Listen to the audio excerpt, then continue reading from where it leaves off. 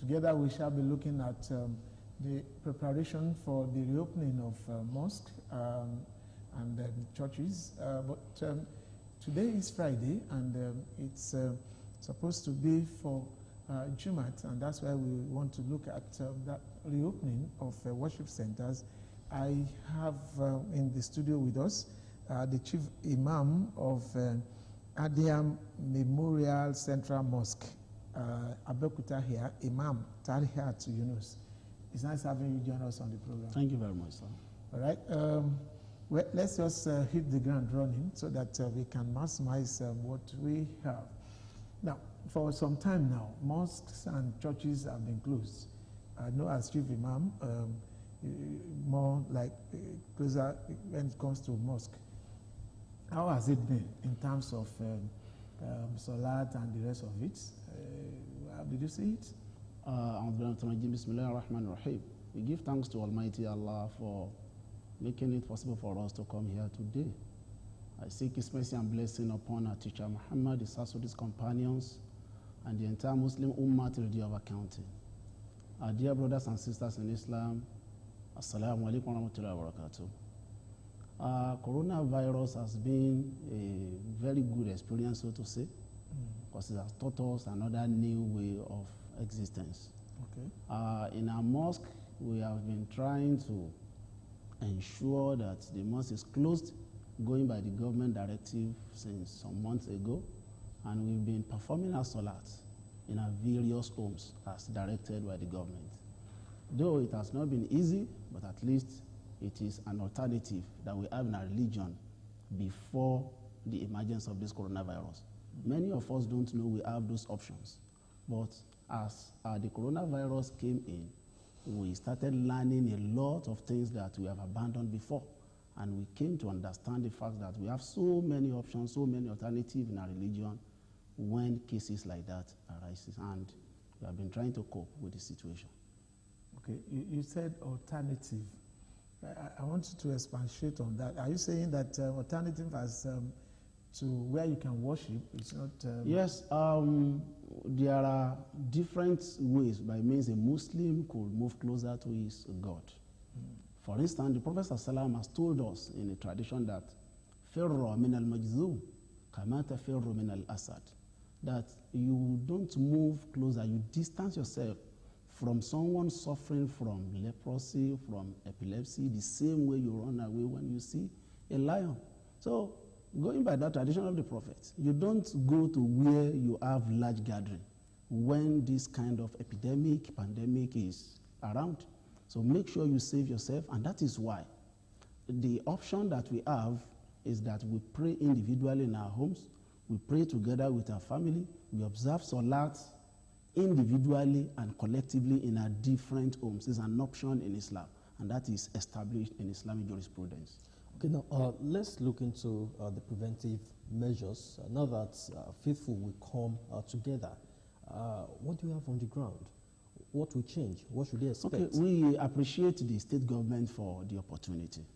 And like we all know, there has been a lot of sensitization, a lot of education and re-education on the reopening of the mosque. The government, in its own part, has tried a lot to make sure that Muslims, worshippers, are educated on how to decontaminate the mosque, to fumigate the mosque, and all those measures are on ground already. If you go to mosque around now, go to the central mosque in Egba and so many other mosques around, you will see that wash and basin are there. People now understand the fact that they need to use face masks. In fact, I know of so many mosques that are ready to even distribute face masks to people today, that you don't come to mosque without the face mask. So if you don't have, we have to give you. So anyone who comes, after washing his hand, we give them face mask and they enter to worship. And social distancing, physical distancing, they are what we now know as new normal. And everybody, every mosque has put that in place in their various mosques. If you go to mosque now, the sajadat where we observe Salat has been marked that stay here, don't stay here, stay there, don't go there. So everything is there. In fact, I could remember a seminar that was organized by the state government to orientate the imams and alfas in Ogun State. We were taught, because so many of us are not medical practitioners, we were taught on how to use the infrared thermometer to ensure that people coming in are not, their temperature is not above certain amount of degrees. And all those things we have learned, and they are in place already. So there is no cause for concern. There is no problem reopening the mosque today.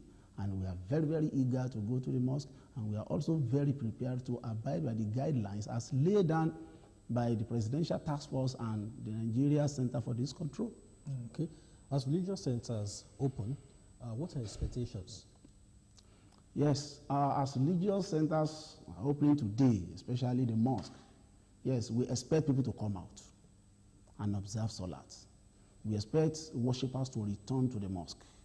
But we also expect them to ensure that they perform ablution from their homes. That is one of the directives of the government. Observe ablution from your home. 2, come along with your prayer mat. Come along with your own prayer mat. You don't use another person's prayer mat. If you don't have prayer mat, you may be sent back. If you don't use face mask, you may be sent back. If you are not prepared to wash your hand before entrance, you may be sent back.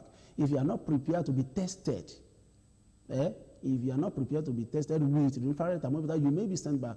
In fact, it is even expected that if it is observed that you are suspected to be having symptoms of coronavirus, we have been directed that every mosque will have an isolation center, no matter how small the isolation center will be. And if you go to mosque now, there are provisions have been made for isolation centers. For instance, in my own mosque, a room has been cleaned up for isolation. So if anybody is discovered to be having symptoms of COVID-19, we put that person in that center, and after Salat, we call on the appropriate authority to take the person away for good treatment and for appropriate attention. All right. Now, you said part of the instruction to be complied with is that you must do your ablution from home. Yes. But when you get to mosque, you have the wash hand basin that, yes. And you still use sanitizer. Yes. Does this, would this not have any effect on the purity of ablution? Yes, that is one of the confusion that people are agitating or saying in the society. If you understand Islam very well, yeah, the sanitizer does not have anything to do with your purity. Okay. It has nothing to do with your purity. So, and as Muslims, we are known because the Quran has taught us, Islam has taught us to be clean always. Are you getting it now? So if you perform ablution and you need to use sanitizer after ablution, it has nothing and absolutely nothing to do with your state of purity. You can go ahead and observe your time. And we have been told that even soap is more effective than the sanitizer. Okay. So if in one of our seminars, we've been told that soap is more effective than the sanitizer. So if we have soap around, so mosque don't even need the sanitizer.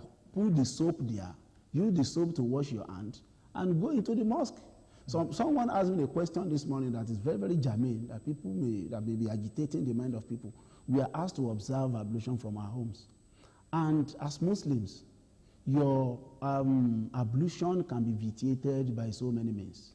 Are you getting it now? And once the ablution is vitiated, you cannot go ahead to observe Salat.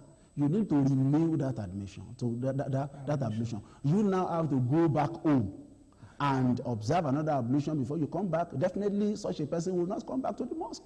So, if you find yourself in such a situation, you don't need to give yourself unnecessary problem. Go to the ablution center in the mosque and perform ablution. So, what that will do is that we will have lesser people in the ablution center. Okay. For instance, if a mosque is occupying about 50 worshippers at a time, and they all observe the ablution from their various homes, definitely not all the 15 will have the ablution vitiated. Are you getting it now? It may be in just 2 to 3% of them. Just let me quickly ask this, because our time is actually up, but I will want to in the sentence. Okay. Are you also prepared for what I would call overpopulation? You know, the mosque has been mapped. Yes. Where you now have more than what the mosque can take in terms of, how do you intend to do that? Every mosque is prepared for overpopulation. Go around. You see that even mosques that are not having tents outside before, they now make provisions for tents so that they don't allow the main auditorium to be overcrowded. Are you getting it now? So when they are experiencing overcrowding, they move them to the extension outside. Okay. Every mosque is prepared for reopening. And on that note, I think we have to draw the curtain on today's edition of the program. So Imam Yunus, many thanks for joining us. And of course, I think it's been quite interesting on today's edition, from Chief Emizna Ube to Imam Yunus, talking about the reopening of religious centers, and of course the implications and the projections. He has been able to do justice to that. We have to go now, and please do not forget that on Monday, the duo of Biodun Alabi and Dumi Agbea will be here, and on Wednesday we have Akim Akitude and Charity James. We'll be back here on next week Friday, but in between we have the Yoruba version of this program called Otun Ojo. Have a lovely weekend. Bye for now.